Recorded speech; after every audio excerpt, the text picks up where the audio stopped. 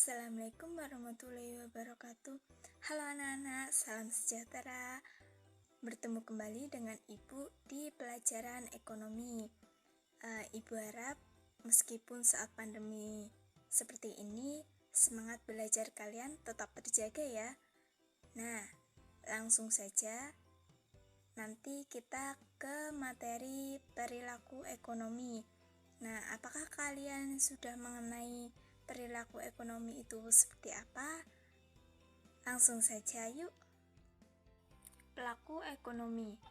Pelaku ekonomi adalah individu-individu atau lembaga-lembaga yang terlibat dalam proses kegiatan ekonomi, di mana tujuan dari kegiatan ekonomi adalah untuk mencapai kemakmuran.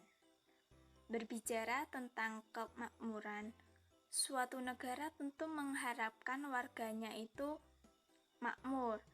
Karena sebab itu, negara bisa dikatakan negara maju. Nah, selanjutnya yaitu ada kegiatan pelaku ekonomi itu dibagi menjadi 3. Yang pertama yaitu produksi, yaitu suatu kegiatan yang dikerjakan untuk menambah nilai guna suatu benda untuk menciptakan benda baru sehingga lebih bermanfaat dalam memenuhi kebutuhan. Yang kedua, nanti ada distribusi. Distribusi itu sendiri yaitu kegiatan pemasaran yang berusaha memperlancar dan mempermudah penyampaian barang dan jasa dari produsen kepada ke konsumen. Nah, yang ketiga yaitu ada konsumsi, yaitu penggunaan barang dan jasa secara langsung akan memenuhi kebutuhan manusia. Ibu lanjut, selanjutnya yaitu ada pelaku utama ekonomi. Pelaku ekonomi yang utama itu ada 4. Yang pertama yaitu rumah tangga keluarga atau yang disebut rumah tangga konsumen. Yang kedua ada rumah tangga perusahaan atau yang disebut rumah tangga produsen. Terus yang ketiga ada pemerintah dan yang keempat ada masyarakat luar negeri. Baik anak-anak, Ibu di sini hanya akan membahas 2 materi tentang pelaku utama ekonomi, yaitu yang akan Ibu bahas yang pertama mengenai rumah tangga keluarga atau rumah tangga konsumen. Yang kedua nanti ada rumah tangga produsen atau rumah tangga perusahaan. Nah, nanti langsung saja ya kita bahasnya. Rumah tangga keluarga atau rumah tangga konsumen. Nah, di sini pelaku ekonomi paling sederhana yaitu terdiri dari anggota keluarga, dari ayah, ibu, dan anak. Tujuannya yaitu mencapai kebahagiaan dan kesejahteraan hidup. Nah, di sini yang dimaksud kesejahteraan hidup itu, yang dimaksud tuh segala pemenuhan segala kebutuhan pokok atau misalnya makan itu tuh di sebuah keluarga sudah terpenuhi secara baik. Selanjutnya yaitu rumah tangga keluarga itu dibedakan berdasarkan menjadi 3. Yang pertama yaitu jumlah anggota keluarga, dan yang kedua status ekonomi, dan yang ketiga yaitu tempat tinggal.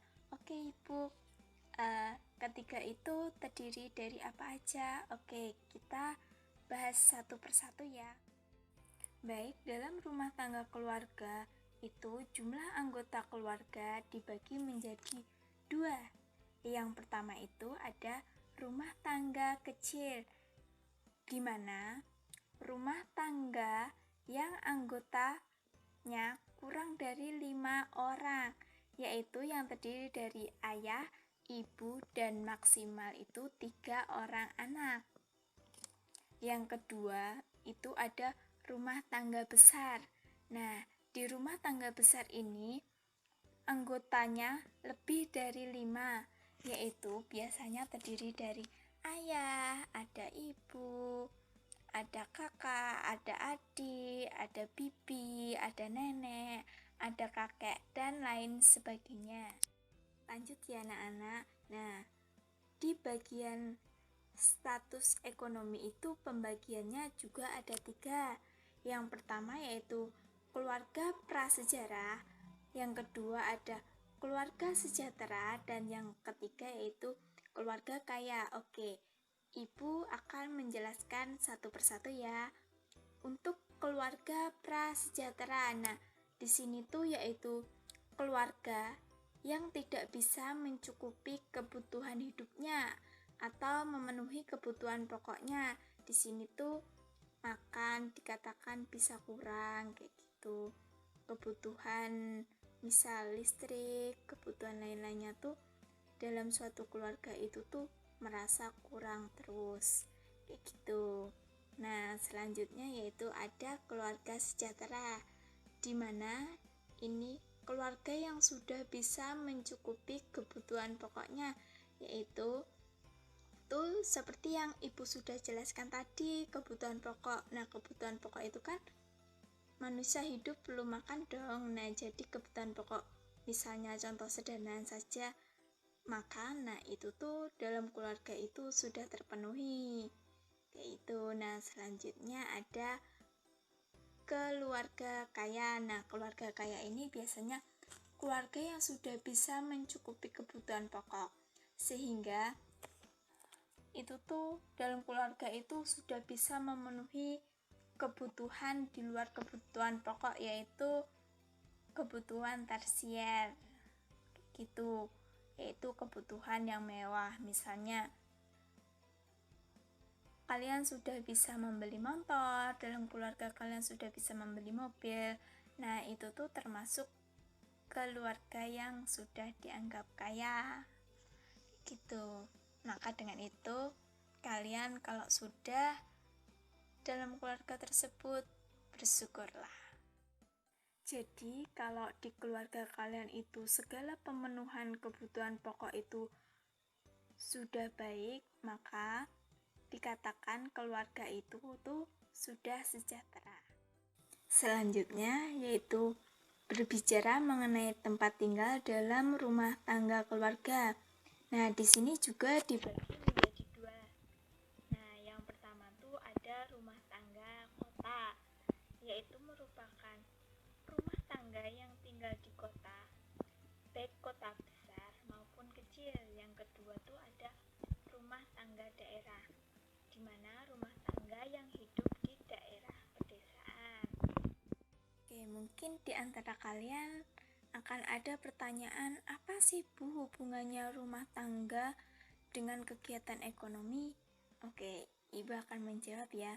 Nah, jadi hubungannya itu rumah tangga memiliki peran dalam mengonsumsi barang dan jasa yang dihasilkan oleh si produksi atau si perusahaan itu.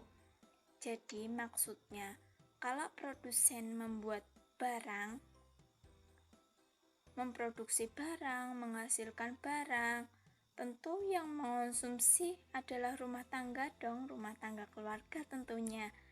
Nah, jadi sungguh tidak mungkin bila barang itu dibuat tapi tidak ada yang menggunakannya. Nah, jadi untuk gampangnya itu tuh rumah tangga berarti memiliki peran dalam mengonsumsi barang dan jasa yang dihasilkan oleh produsen atau si perusahaan itu gitu. Sampai sini apakah anak-anak semuanya sudah paham? Ibu harap kalian paham ya. Nah, selanjutnya yaitu Ibu akan membahas mengenai rumah tangga perusahaan atau yang disebut rumah tangga produsen. Nah, di sini rumah tangga perusahaan itu adalah organisasi usaha yang memiliki tujuan untuk menghasilkan barang dan jasa yang dibutuhkan konsumen. Nah, perusahaan didirikan oleh lembaga yang memiliki faktor produksi yang disebut dengan badan usaha. Seperti itu. Oke, berbicara mengenai faktor-faktor produksi. Nah, faktor-faktor produksi itu ada, yang pertama tuh sumber daya alam, yang kedua ada sumber daya manusia, yang ketiga tuh ada modal, dan yang terakhir tuh ada pengusaha. Oke, langsung saja ya kita lihat perbedaan dengan badan usaha. Nah, apa sih perbedaan perusahaan dan badan usaha? Nah, langsung saja. Perusahaan tuh memiliki tujuan untuk menghasilkan barang dan jasa, sedangkan badan usaha itu tujuannya mencari laba. Dan untuk perusahaan sendiri tuh fungsinya sebagai alat badan usaha untuk mencapai tujuannya, sedangkan di badan usaha sendiri tuh fungsinya untuk mengurus perusahaan itu sendiri. Nah, selanjutnya contoh atau aspek bentuk suatu bentuknya itu, kalau perusahaan tuh biasanya tuh berupa pabrik, bengkel, dan unit produksi lainnya. Nah, sedangkan badan usaha itu tuh aspek bentuknya berupa perusahaan perseorangan, CV, firma, dan atau perusahaan terbuka. Baik, untuk lebih jelasnya Ibu ada slide lagi. Nah, ini tuh merupakan contoh ya. Kan ada gambar bengkel. Nah, contohnya itu ketika kalian mendirikan sebuah bengkel, maka bengkel itu kita kenal dengan istilah perusahaan, karena dalam bentuk fisiknya itu tuh dia di sekitar kalian, dan itu masih memiliki kalian pribadi dan belum didaftarkan ke badan usaha.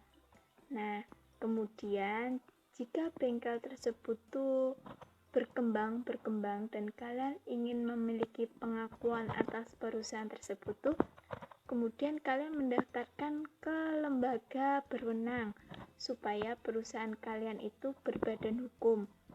Maka nanti perusahaan kalian itu akan berbentuk badan hukum yang bersifat abstrak dan secara yuridis atau sudah berbadan hukum dan diakui oleh negara, kayak ya semacam begitu. Nah, jadi bengkel itu tuh perusahaannya yang bisa dilihat. Nah, sedangkan untuk badan hukumnya itu tuh bersifat abstrak, karena untuk sebuah pengakuannya itu tuh cuma berwujud kertas, berwujud ya pengakuan kalau itu tuh milik kalian. Nah, sampai di situ kalian paham kan? Nah, jadi tuh bengkel adalah perusahaannya, dan perusahaan perseorangannya itu tuh berupa badan usahanya. Nah, badan usahanya itu kayak sertifikat gitu. Demikian materi yang dapat Ibu berikan mengenai pelaku ekonomi. Nah, selalu jaga kesehatan, taati peraturan, sesuai protokol, jaga jarak, dan jangan lupa tersenyum. Terima kasih, sekian dari Ibu. Wassalamualaikum warahmatullahi wabarakatuh.